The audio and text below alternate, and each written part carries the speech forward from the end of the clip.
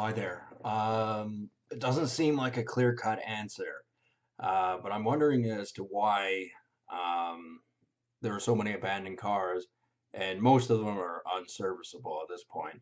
But with the mammoth construction projects I mentioned that are going to be going on in major cities, particular Vancouver, I believe, by public transit, and there are various reasons as to why there needs to be mammoth construction projects, and I call them mammoth because it's just a big name.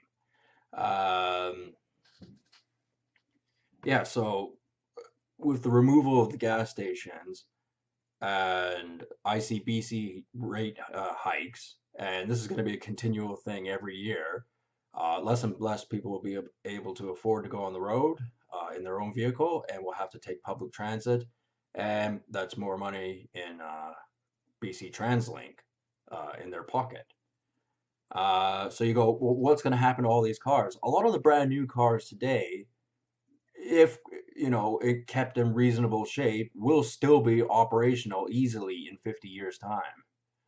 Uh, I would propose that they get sold to countries in Africa, worthwhile countries, because they are building, well, the Chinese are building these massive highways. Now, it's never as clear cut as that. For one thing, the highways are a bunch of shit that they're building. Like they're building it with inferior materials and they're cutting corners and it's basically for show and it's not real. But at least that would be a way to summon up the money for these, underground construction projects. Because a tunnel with a train going under Broadway would be useful if built better than the Canada Line. I mean, the Canada Line's built fine, but it's built for a population that's obviously going to get bigger whether we like it or not, and it could be managed better. And part of management is cooperation, and I don't entirely like the idea, but them's the breaks. Gas stations are selling up. Gas is getting more expensive. It's harder to drive anyway. They don't want this to turn into, the massive highways in the United States. Those will be there. The gas stations there will be there. But as far as being more environmentally, economically friendly and thinking towards the future, building underground, I believe, is what they're planning because of climate change, prospect of a nuclear war, um, public transport, all these things. I doubt people will be living underground. That would be just creepy. Although, probably some people anyway, if not already, like the mutants in Futurama or something. Um, because up north, you don't have to go far north for it to, simply be too cold. But, in the summer and late spring, those areas could be built as far as underground structures go. And really, that needs to be done. It's just super expensive. And a way of doing that would be to sell the cars that will be obsolete at that point, not because there's anything manufacturally wrong with them, but because they will no longer have a place in society because they don't um, believe that that's the best way of doing things. I mean, obviously, I would prefer to see cars on the road, but one person saying that isn't going to change the future plans of the new government or future governments, I should say. And a way of making a mint would be selling those cars because ain't nobody gonna buy those cars that are in the graveyards. Most of them are rusted out, they were forgotten about, they're either covered in dust or moss, and it's simply not going to happen. Like they're basically not even cars anymore. Nature took them back. And that's too bad because a lot of them were probably really decent cars. I bet there's a lot of Cadillacs that are abandoned, and it's like, oh, right in the, oh no, that's horrible. So many good cars.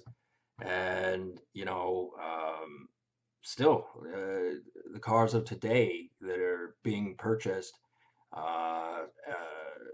that will not be able to acclimatize to the new way cars are to be expected to be built in the future, um, and will be more expensive because of the population increase.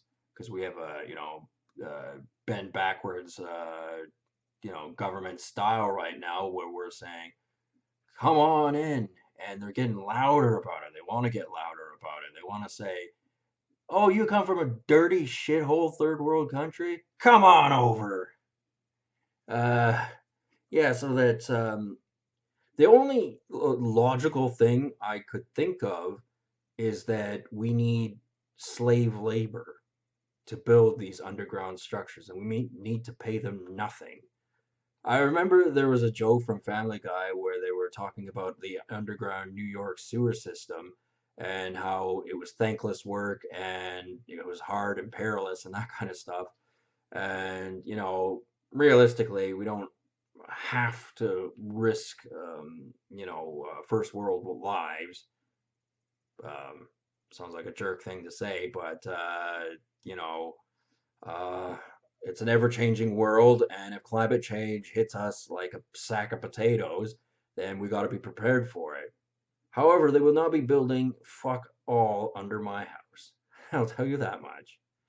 I don't want them to do that, and they're not going to. But that's not going to stop them from doing it in other places. And it could be handy. Like for example, they got rid of the Greyhound bus. Wouldn't it be handy if there was a tunnel that went straight from Vancouver all the way into the heart of Alberta? That would be super expensive, but not impossible over time, not impossible at all. A lot of the great structures of the world in primitive times took hundreds. I think there was even one that took 1,000 years to build. I forget which one. I think it was in Asia or something like that. But that's not the point. The point is, you got to think to the future and not be so tight-fisted, is what I'm saying to the government. Because these sort of things, they're more than a convenience. They're going to be a necessity at some point. It's like Dr. Strangelove. We cannot allow that mine shaft gap. We can't allow it. And, of course, a ceaseless campaign of construction work that makes, BC TransLink and construction companies salivate. Um, I admit the materials, that's a bit of a stretch to get enough to build all that sort of stuff, but don't think it's impossible. It's going to take a super long time, and people are impatient. When they hear that something's being built, they want to, see it done. I don't blame them for that. Um, I would be annoyed because I used to live exactly where the Canada Line was being built. That uh, if now it still wasn't built, I'd be kind of annoyed about that. But the Canada Line obviously is a lot smaller and is a well-built, well, could have been built better structure. Can't even handle a little bit of friggin' ice. But when it's underground, it most certainly can. But you know, I guess that's all part of future plans and designs of a future society, and I believe they will be implemented someday. Maybe not in my lifetime. Maybe it'll be 100 or 200 years from now, but it'll happen because of climate change and the fear mongering that's brought upon, not among that. So we'll see. See what happens. Anyway, talk to you guys later. Have a good